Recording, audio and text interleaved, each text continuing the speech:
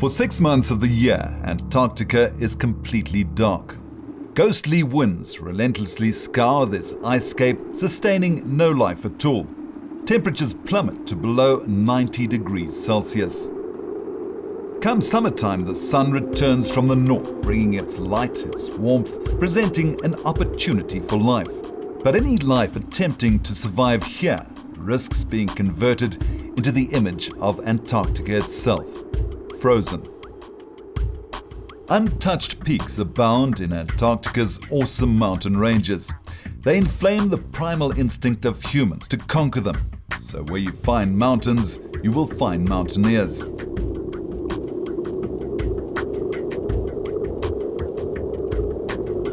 Mt Vinson is the highest mountain in Antarctica and lies in the Ellsworth mountain range, 1,100 kilometers from the South Pole. It's here that our team of South Africans' dreams lie, where we will follow them, the first South Africans to climb the mountain of the midnight sun.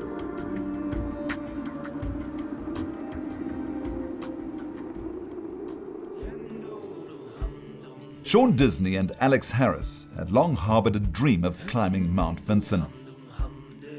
They needed a creative plan to raise the $100,000 bill, and that meant putting together a group of people that shared their vision and passion. Cape Town businessman Lawrence Seif was the first to come aboard. I remember when I got to the top of Kilimanjaro, I just said, I'm not going to do this type of thing. By the time I'd got down, I was waiting for the next mountains. And something about the lifestyle of living on the mountains excited me, and I just took the plunge in and I said, right, I'm going to do this. Ruth Credo, a financial manager, is a seasoned climber and is as comfortable in an office as a tent. I started off being very scared of heights, which might sound a bit daft to then want to go and climb mountains. But I've always loved wild places, and the solitude is something special, and being at one with nature and yet feeling humble against the backdrop. Your life is actually in your own hands, and you're at the mercy of the weather, and it brings you back down to size. Even if you've been, successful in business or what, it's very much, an equalizer. In 1998, Roy Fouchier was amongst the first South Africans to climb the slopes of Mount Everest. His high-altitude experience would be a great asset to the expedition. This opportunity is too good to miss. South Africans for many years were obviated from going overseas or excluded from going overseas or doing these type of expeditions in a number of areas. And with the barriers having dropped, it's now the time. And the other important thing being Mt Vinson and having no South African ever climbed it, to go on a first expedition is a major dream. I mean, that's the real thing. I'd been in touch with Alex and Sean after the Everest expedition, and I was really dying to go onto this trip to Antarctica because I knew that the visuals are going to be awesome. So what I did was I approached the South African Broadcasting Corporation, and they commissioned a 1-hour documentary. The problem with it was that the entire production budget only paid for the airfare. A toast to the beginnings of a dream come true after many years of hard work. Thirsty. You got the car. From Johannesburg, South Africa, the team will fly to Brazil. From there, they would continue down to the southern tip of Chile. A charter flight would transfer them to Patriot Hills, Antarctica. From there, another short-distance flight to the Ellsworth Range, to the foot of Mt Vinson. 3 days later, the team arrives in Punta Arenas at the southern tip of Chile. Traditionally, the journey from here to the most southern continent is by boat. But the mode of transport for this expedition will be a privately chartered C-130 Hercules aircraft. It had been more than an uphill battle to raise the money to pay ANI to facilitate the expedition. ANI has radio communication with its base in Antarctica. Rachel Shepherd is ANI's operations manager. She receives weather data from their base camp and coordinates the flight. Wind direction 125, speed 2222. Say again, Gus. Antarctica has strong weather systems And obviously we want to operate a safe operation, so we can only fly when the weather's good. But unfortunately, it's a hurry up and wait kind of game. The weather's more powerful than any of us, and we need to be ready to go when it cooperates. So we get the plane loaded, we're ready to fly on the scheduled date, and an average wait is about 3 days. Well, it's 7 o'clock on Tuesday. I've been here for 2 days now. I'm getting a little bit frustrated because first of all, there's no cheese and there's no eggs.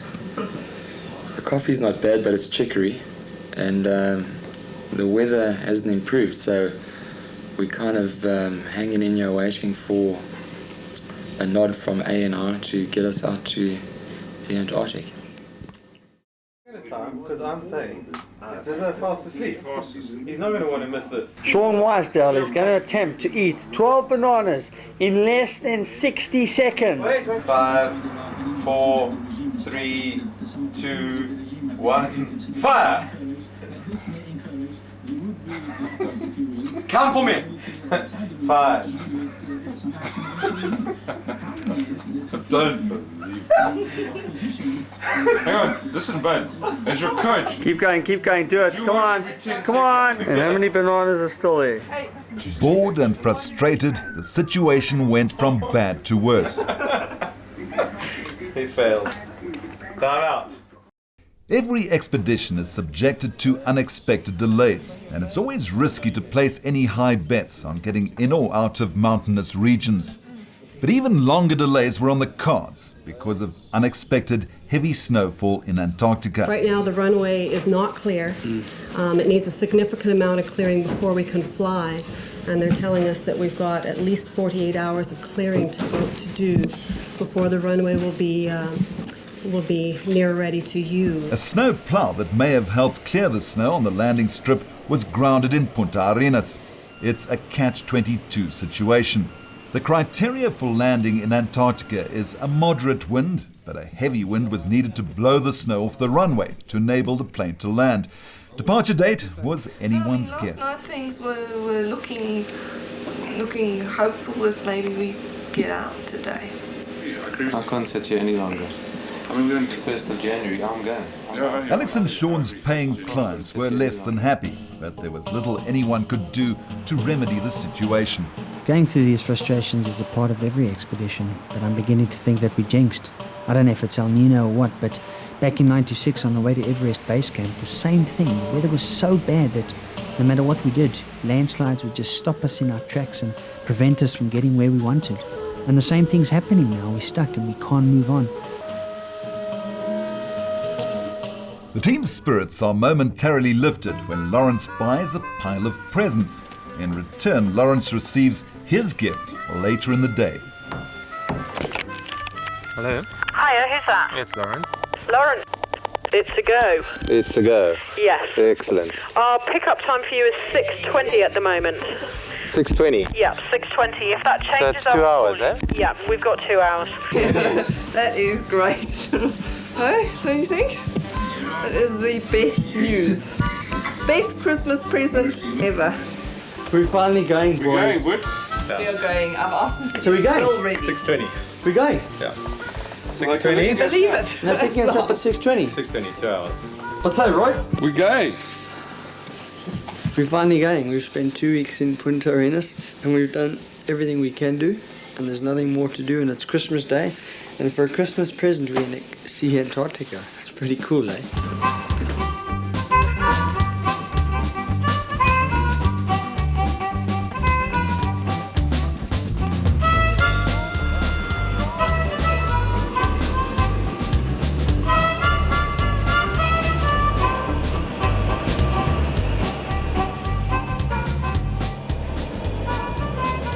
The weather conditions were perfect, the landing strip was clear, and then news came from the cockpit. One of the plane's engines had to be shut down.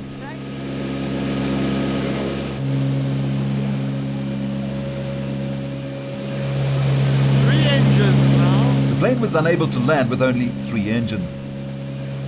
I don't know what we have done to deserve this. And so, after a 13-and-a-half-hour flight, the team had turned back to Punta.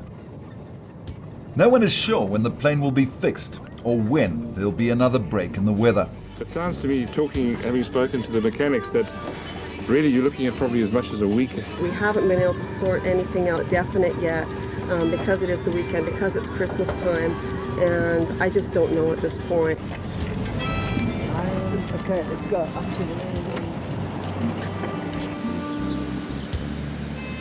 Look, firstly, I know everyone's hacked off and frustrated and upset. From experience, I know you can't make a decision in the condition we're in now. So what we need to do really is just spend the rest of the day sleeping and chilling out, and then tomorrow or late tonight, early tomorrow, discuss what our options are.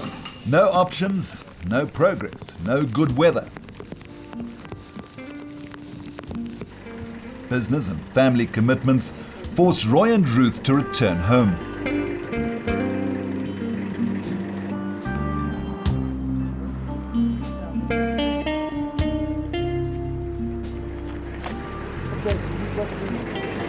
I feel sad to be going.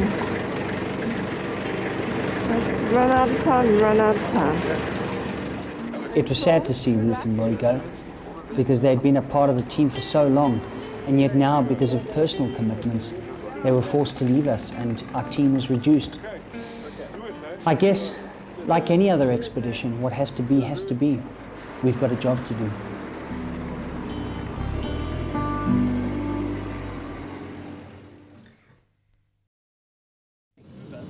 Two days later, the plane is repaired. The local weather isn't great, but the expedition is on its way again.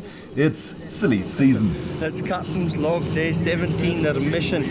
And the laddies believe we're going to get out here, that we've finally got enough power to make it out of Punta Arenas. Day 17, if all goes well, tonight we land on blue ice. And we finally touch the Antarctic continent. And then, come the early hours of the morning, we start the real mission. Day 18, we see Mt Vinson, and we start plodding in the snow, pulling sleds out where no South African has been before. That's what's going to get the loins tingling. Should any emergency occur, please take your seat, fasten your seatbelt, and you'll be informed accordingly. In polar latitudes, aircraft engines are subject to the most extreme operating conditions. Flying into Antarctica is a unique experience for a passenger. For a pilot, it's a nightmare. No ground support or infrastructure exists. Landing safely demands absolute perfect weather and visibility. The pilot must land a fully loaded wheeled aircraft on ice. Brakes can be used on tar, but when touching down on ice, the engines must be thrust into reverse. This prevents the plane from sliding off the landing strip while coming to a standstill. One miscalculation can lead to disaster.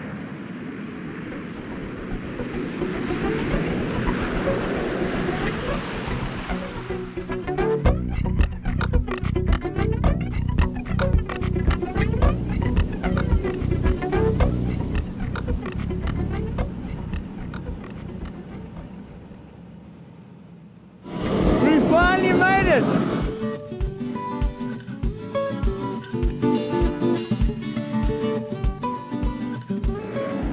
Awesome! Awesome! Amazing! Wow!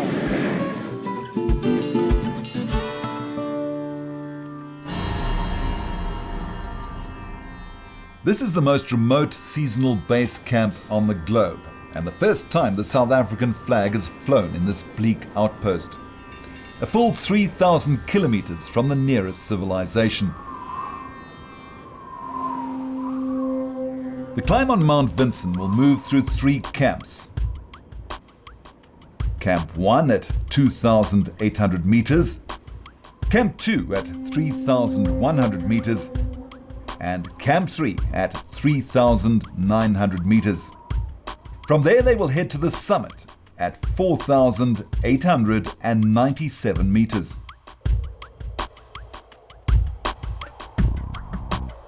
This down DC-6 serves as a dismal reminder of what accessing Antarctica is all about.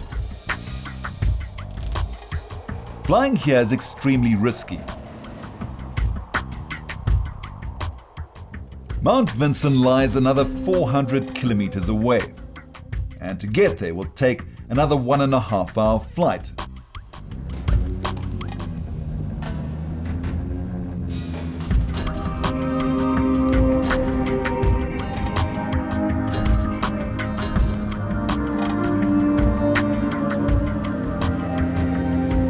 The fear of becoming yet another statistic is misted by a sense of wild excitement as the first big peaks of the Ellsworth mountain range come into view.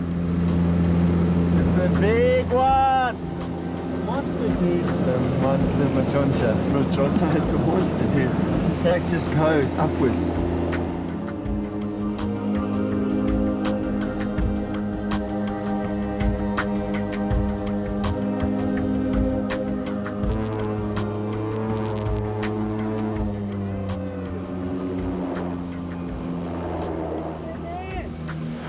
The landing is a lot more comfortable than everyone expected.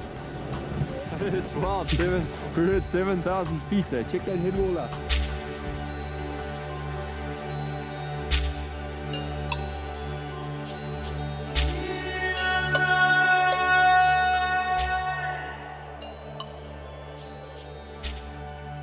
You know, you read the books and you see the photos, and I hadn't realized the place was as big. It's bigger than I perceived it to be.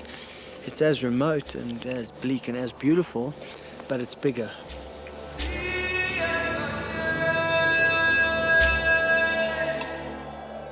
The quiet is just incredible. You can just hear the quiet. Unbelievable.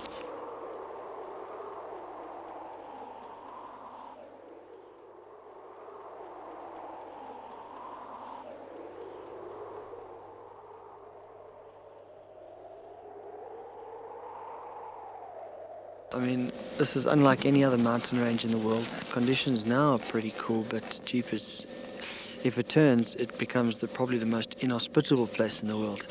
So we're not going to get up this thing as fast as we can. We're going to literally take our time each day and take as many days as is required to get up it. Alex's sober analysis proves his experience, but it takes a good, well-prepared team to get to the top.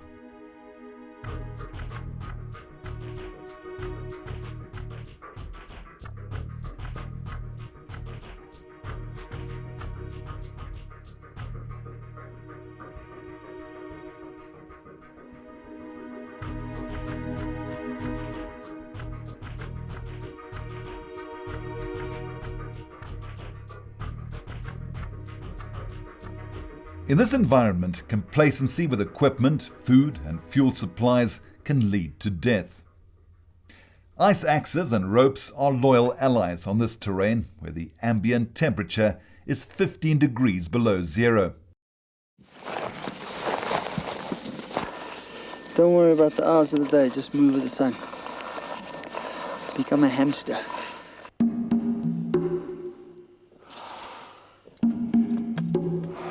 The team heads up to Camp 1, situated at 3,000 meters above sea level.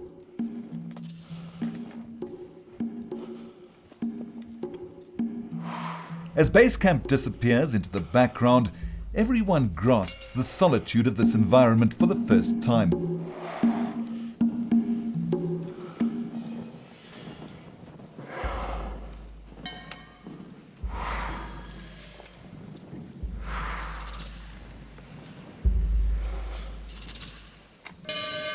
In the remoteness of this vast wilderness, 24 hours of sunlight offer just enough heat to keep going.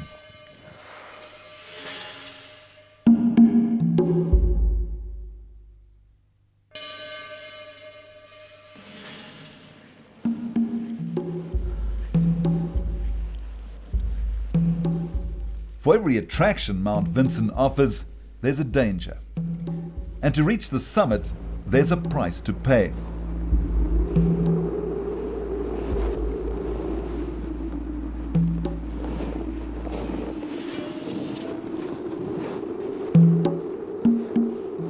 After 7 hours of arduous hauling, it's time to stop, to melt snow into drinking water, to counteract the dehydration and find a flat spot to camp.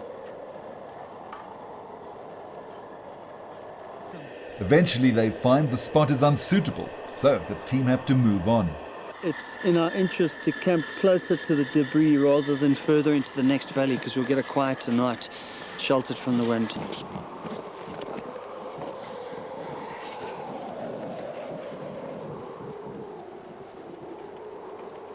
As the team moves higher, seeking a place of shelter, signs of imminent bad weather appear.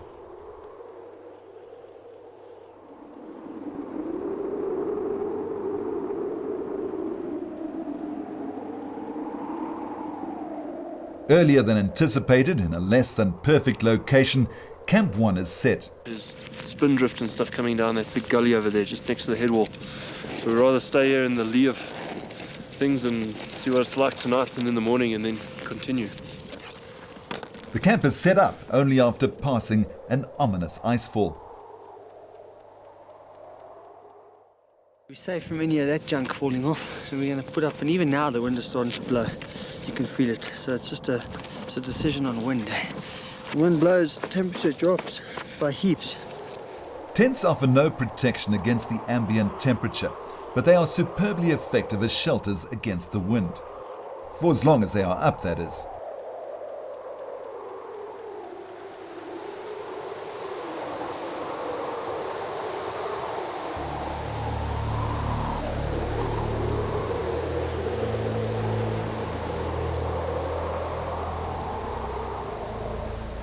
Hey, just got to make sure this tent holds out.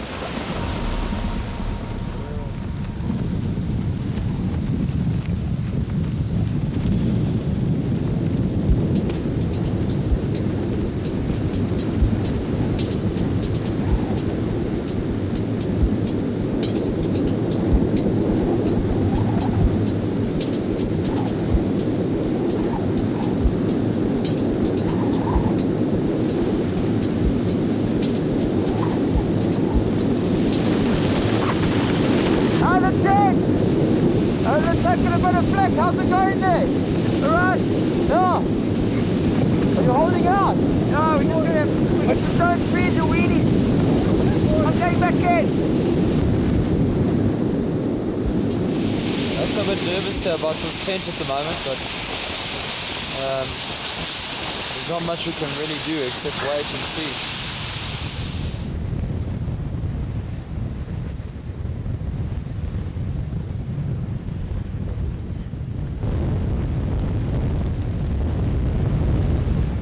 So after being solidly thrashed for 6 hours, Sean and I realized that that tent wasn't going to hold out. And despite all the anchors and the ropes that we'd put over it to keep it secured to the ground, that tent was ripped and sent 1,500 meters up an icefall. The only thing we could do was descend down to the refuge of ANR's base camp, which we did.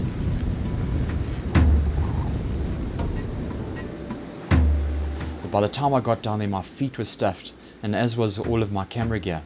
The only camera that I had left was good old trusty Chubby. And after we'd picked up a new tent and recovered, we headed back up 2 days later to meet Alex and Lawrence.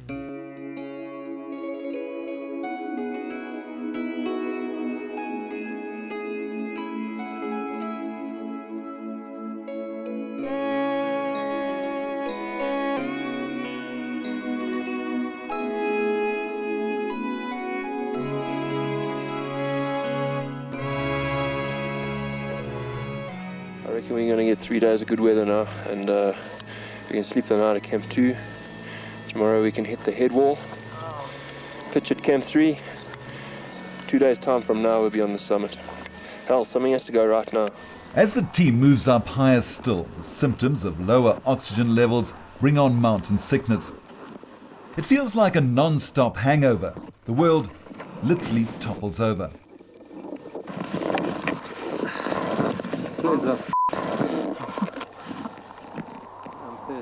Apart from dealing with these flu-like symptoms, the battle against dehydration is constant.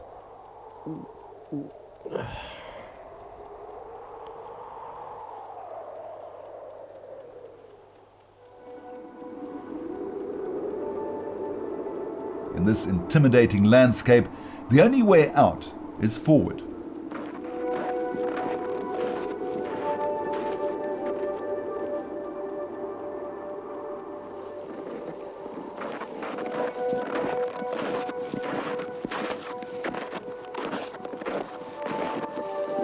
thousands and thousands of steps, each one a goal, eventually make up 8 hours of climbing, and Camp 2 is found at the foot of a giant head wall.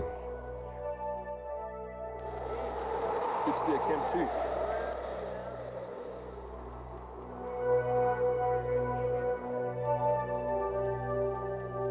For a very brief moment, there's no better place in the world to be. Time to unpack the tea, relax, and whip up a plate of soya beans, and then ensconce oneself in 3 kilos of goose feathers in the polar sleeping bags. After a long haul of this nature, sleep comes easily, and dreams are beautifully vivid.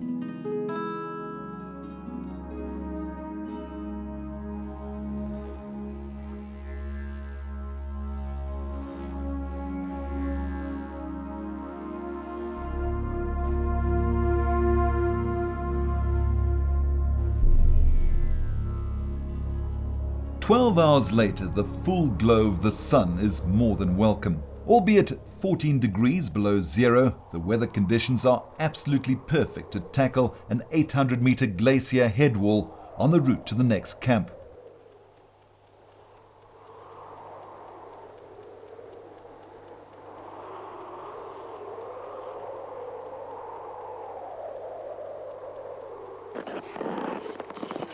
Sledges are left behind and backpacks are loaded with the luxuries for the next 3 days. I think this will be the hardest day, physically, maybe even harder than the summit day, because we've got pretty much everything now. I mean, we've left a lot of stuff, but now we're humping stuff on our shoulders up the head wall. So we've got food for 3 days, we've got all our gear. But if it stays like this, it's going to be an awesome day.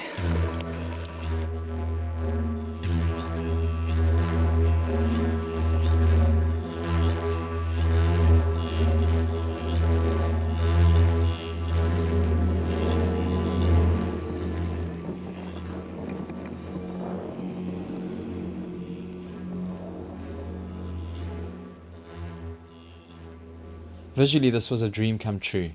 I mean, I was surrounded by these incredible scenes and this amazing wilderness, and I was just rolling that camera as much as I could to capture these images. And the problem with that, of course, is that it takes time. And then I ended up getting left behind.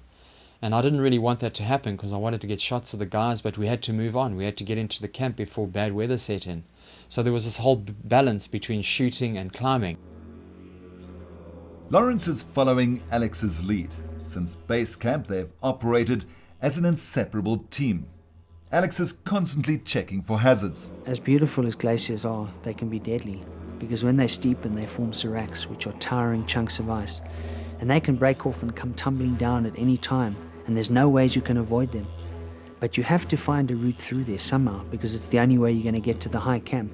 So you have to be careful, but you have to be quick.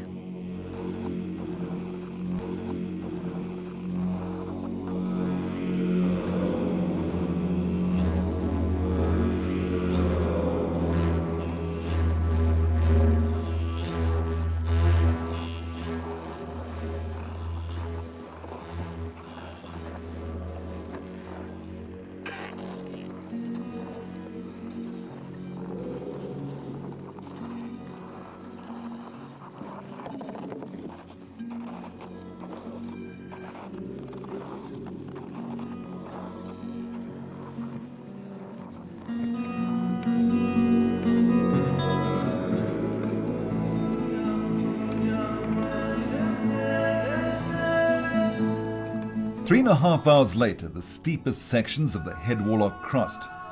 Everyone rests briefly to enjoy the simplicity of overcoming a pure physical challenge.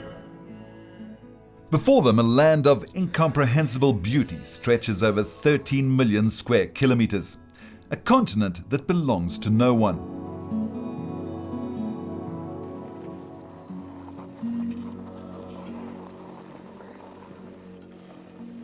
At 3,900 meters, everyone is waging their own private battle as their bodies and metabolisms labor to diffuse enough oxygen out of the thin air and into their bloodstreams.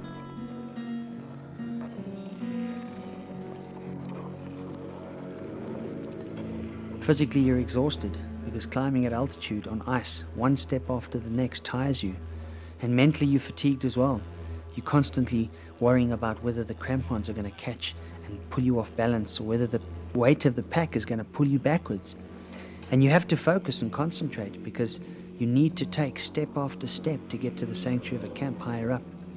And I guess one of the things that helps is the intense beauty of the place and the privilege of being there that gives you the energy and helps you concentrate.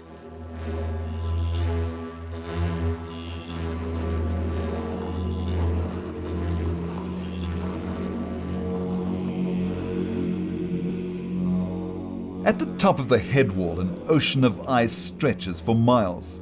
The primary concerns at this stage are the preservation of energy and life.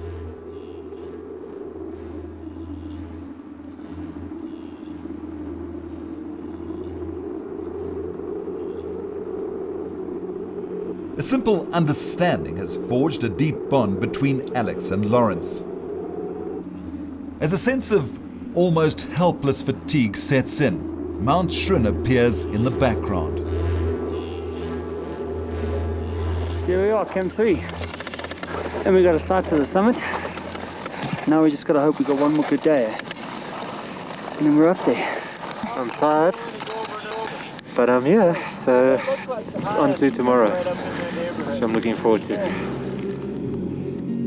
Sean Disney becomes nothing more than a dot on the ancient icescape. This place is pretty, eh? It's good to be at Camp 3. The storm at Camp 1 is still strong in everyone's minds.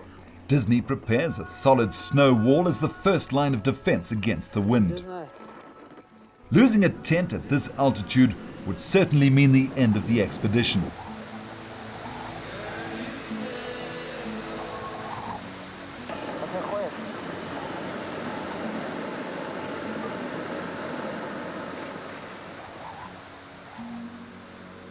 Lawrence's bleeding nose is a sure sign of altitude sickness.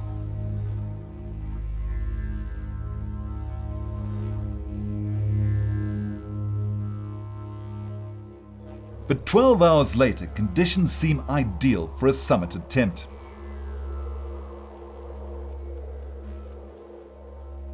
At the moment it's clear, the wind's coming up a bit. A moderate wind has dropped the temperature to 25 degrees below zero. The decision to leave Camp 3 is critical. The team may only get one shot at the summit. On this, the final thrust for the top.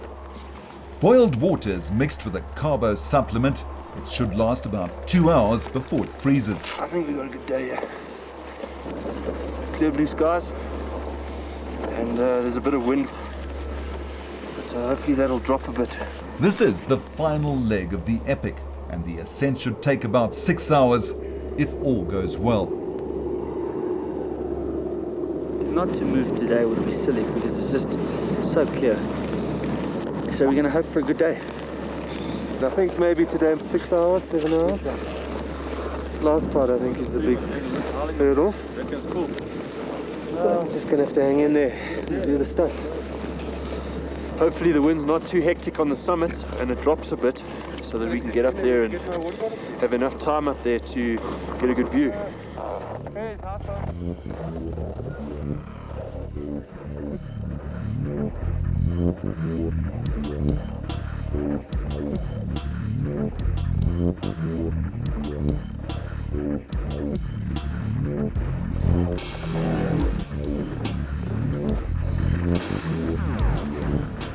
This is the culmination of years of planning and organizing and dreaming and frustrations, because Antarctica, more than any other place, has just taken so much to get to and bogged down by weather. But realizing that we're so privileged to be here because no South African has ever been on this mountain before. And it's all come down to one day, the summit day. But if we don't make it today, we might never get the opportunity to be here again. So we need to get up. And we started as a team. We've lost people on the way. They've had to go back. But the few we have left, we have to end as a team on the summit.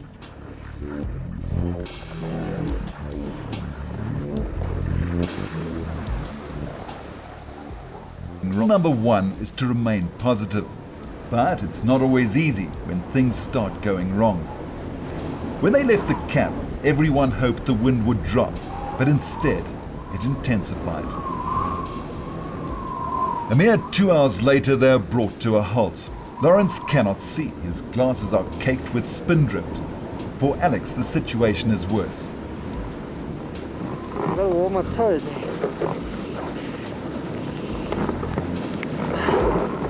What was meant to be a brief stop is overextended. Fucking snow blowing around, damn it.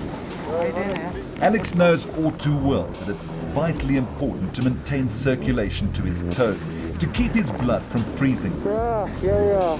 Summertime, the wind is howling again.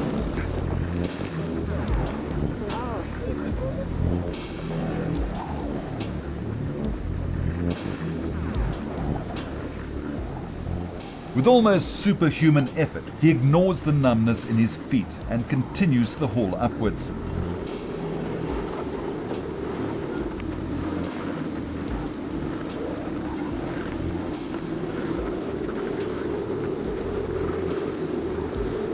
The temperature plummets to minus 40 degrees.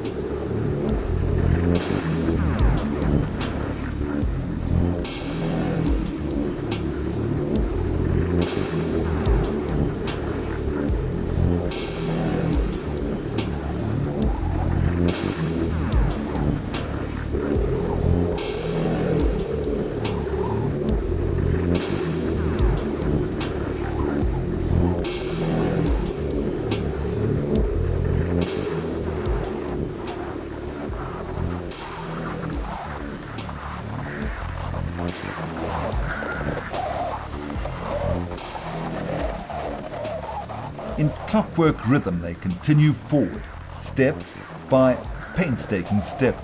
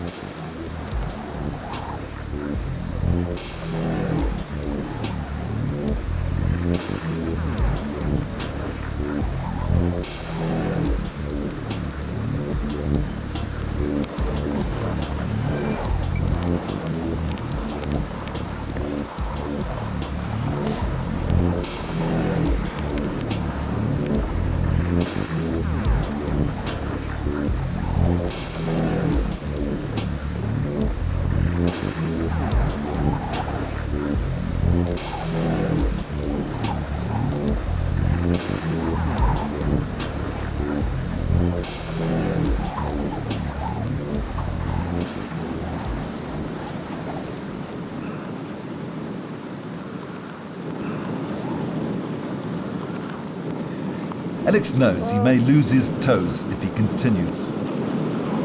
I need to warm my feet out, and I don't know if I'm going to be able to do that. I don't even want them to stop.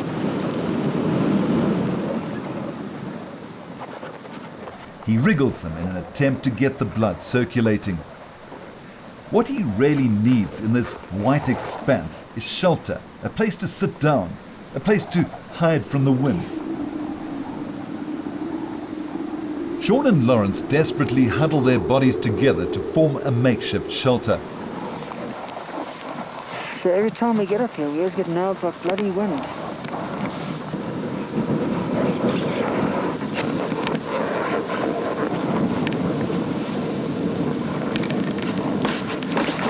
What? Man.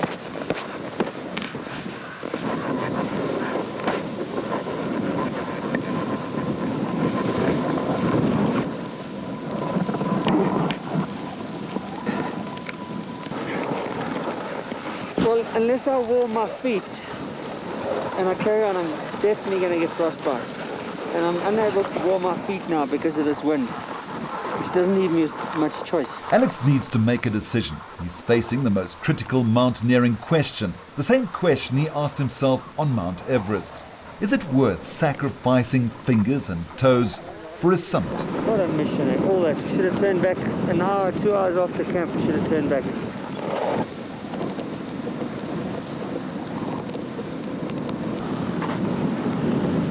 Lawrence, this is the plan. I'm going to go back. You're feeling strong. Your feet are warm. You can rope off with Sean if you're happy. But then you guys have to push it until one of you the consequence of that is if one of you then have cold feet or feeling tired, both of you have to come back. Are you saying if I have cold feet or feeling too tired that Sean's got to come back? Yeah. How come? Because of the threat of frostbite. Okay. Yeah! Anyway. You gonna head back, Alex? Yeah.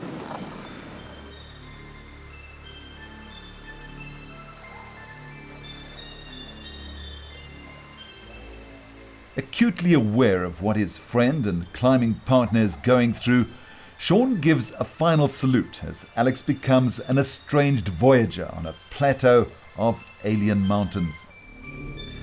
Lawrence has lost his closest companion.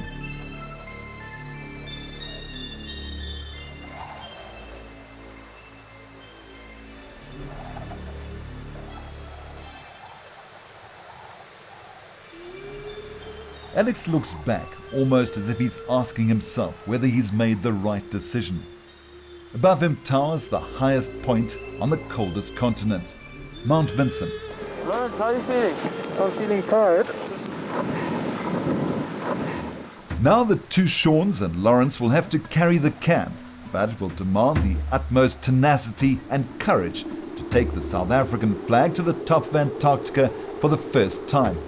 And the weather conditions are worsening.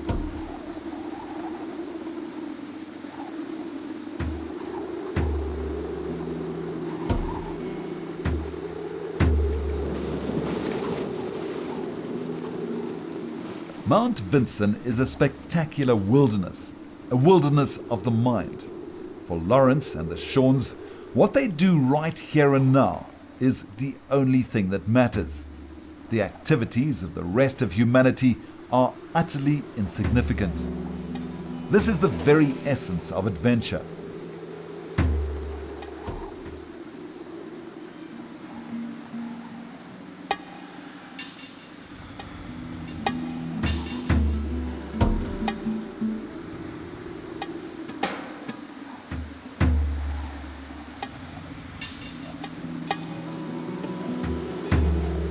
A mere hour after Alex's departure, the route leads to a fantastic discovery, a moat offering shelter.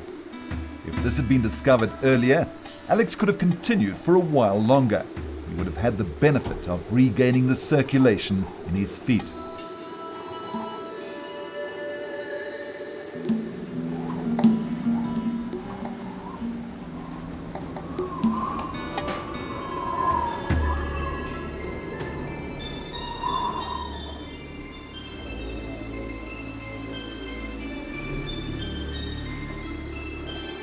Eight long hours after leaving Camp 3, Sean Wisedale becomes the first South African to step onto the summit of Mt Vinson. He catches these shaky images of Lawrence Seif and Sean Disney at the highest point in Antarctica.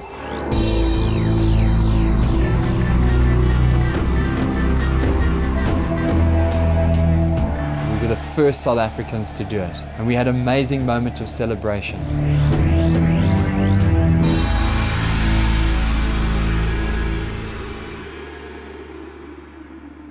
Well, with the wind blowing up there, it was 40 degrees below zero, and I had Chubby, my trusty Sony Betacam, on my shoulder, and I was rolling those pictures, and we couldn't stay up there for too long. We only had 5 minutes before we suffered frostbite, and so we bailed back down to the high camp. It had taken us 11 grueling hours, and 2 days later we were back at base camp, and the Hercules C-130 plane flew in a few days later. It came and collected us, and when I left I was actually quite sad. I wondered whether I would ever make it back to Antarctica, the lonely continent.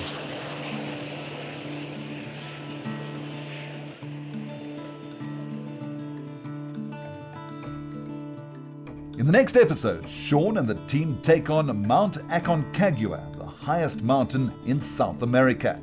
It's not to be missed.